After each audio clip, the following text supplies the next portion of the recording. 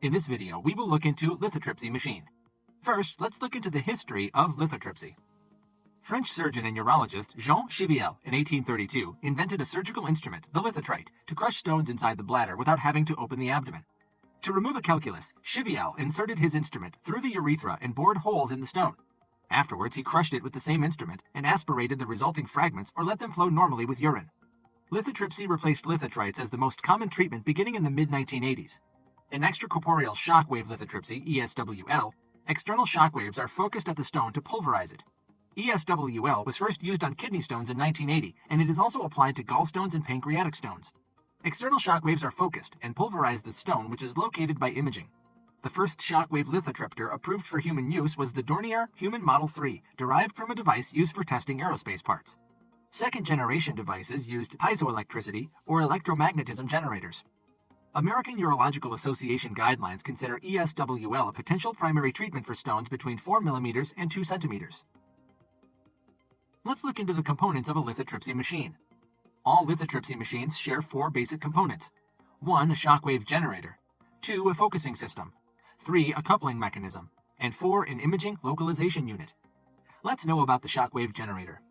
Shockwaves can be generated in one of 3 ways. First is electrohydraulic. The original method of shockwave generation used in the Dornier HM3 was electrohydraulic, meaning that the shockwave is produced via spark gap technology. In an electrohydraulic generator, a high-voltage electrical current passes through a spark gap electrode located within a water-filled container.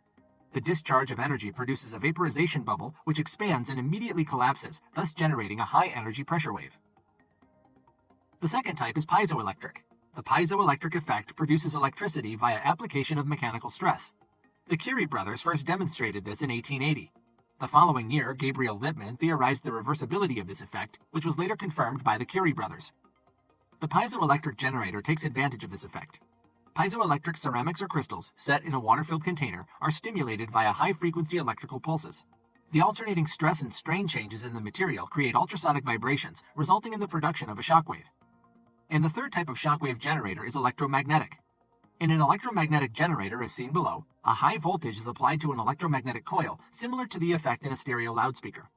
This coil, either directly or via a secondary coil, induces high-frequency vibration in an adjacent metallic membrane. This vibration is then transferred to a wave-propagating medium, i.e. water, to produce shockwaves. Let's look into the focusing system. The focusing system is used to direct the generator-produced shockwaves at a focal volume in a synchronous fashion. The basic geometric principle used in most lithotriptors is that of an ellipse. Shockwaves are created at one focal point, F1, and converge at the second focal point, F2. The target zone, or blast path, is the 3-dimensional area at F2, where the shockwaves are concentrated and fragmentation occurs. Focusing systems differ depending on the shockwave generator used. Electrohydraulic systems use the principle of the ellipse. A metal ellipsoid directs the energy created from the spark gap electrode. In piezoelectric systems, ceramic crystals arranged within a hemispherical dish direct the produced energy toward a focal point. In electromagnetic systems, the shockwaves are focused with either an acoustic lens, the Siemens system, or a cylindrical reflector, the Storrs system. The third component in lithotripsy is the coupling mechanism. In the propagation and transmission of a wave, energy is lost at interfaces with differing densities. As such, a coupling system is needed to minimize the dissipation of energy of a shockwave as it traverses the skin surface. The usual medium used is water, as this has a density similar to that of soft tissue and is readily available. In first-generation lithotriptors, the Dornier HM3, the patient was placed in a water bath. However, with second- and third-generation lithotriptors, small water-filled drums or cushions with a silicone membrane are used instead of large water baths to provide air-free contact with the patient's skin. This innovation facilitates the treatment of calculi in the kidney or ureter, often with less anesthesia than that required with first-generation devices. And the last component of the lithotripsy machine is localization systems.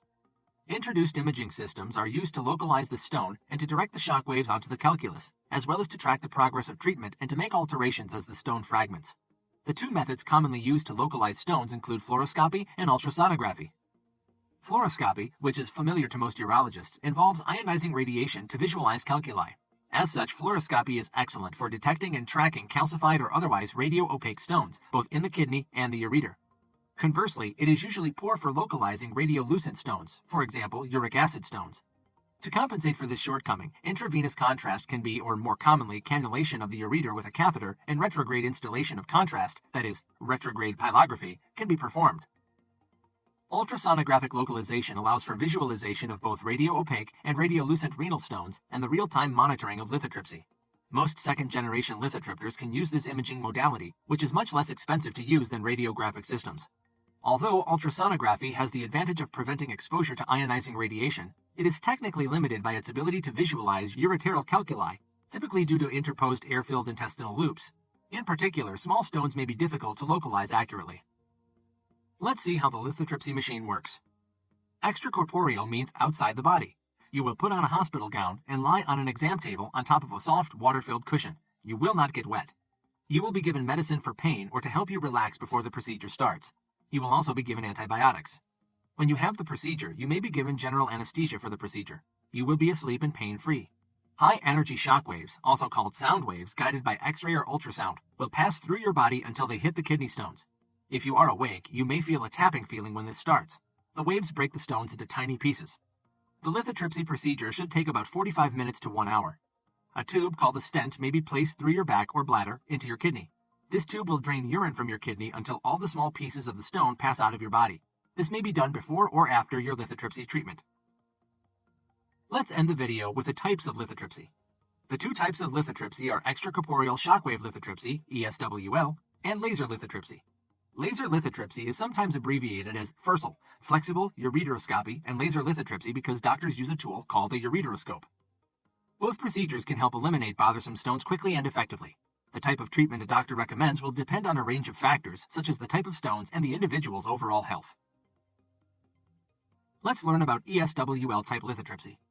ESWL uses shockwaves to break down stones. During this procedure, a surgeon will use a machine called a lithotripter to aim sound waves directly at the stones through the body. The sound waves break down the stones into small pieces. The waves only affect stones and will not harm muscle, bone, or skin.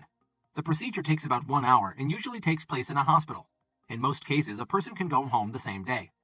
After the treatment, a person should pass the stone particles over several days or weeks through urination. And at last, FIRSL type lithotripsy. This procedure involves using an endoscope to treat stones in the ureter. An endoscope is a flexible tube with a light and camera that helps a doctor see inside an organ or body cavity. The doctor can see the stones using the endoscope and uses a laser to break them down. The procedure takes about 30 minutes, and most people can go home the same day. The broken stone fragments should pass easily through urine in the days and weeks following the procedure. This was the simplified video on the lithotripsy machine. I hope you liked the video. If you did, please give us a thumbs up and subscribe to the channel. Thanks for watching, and I'll see you guys in the next video.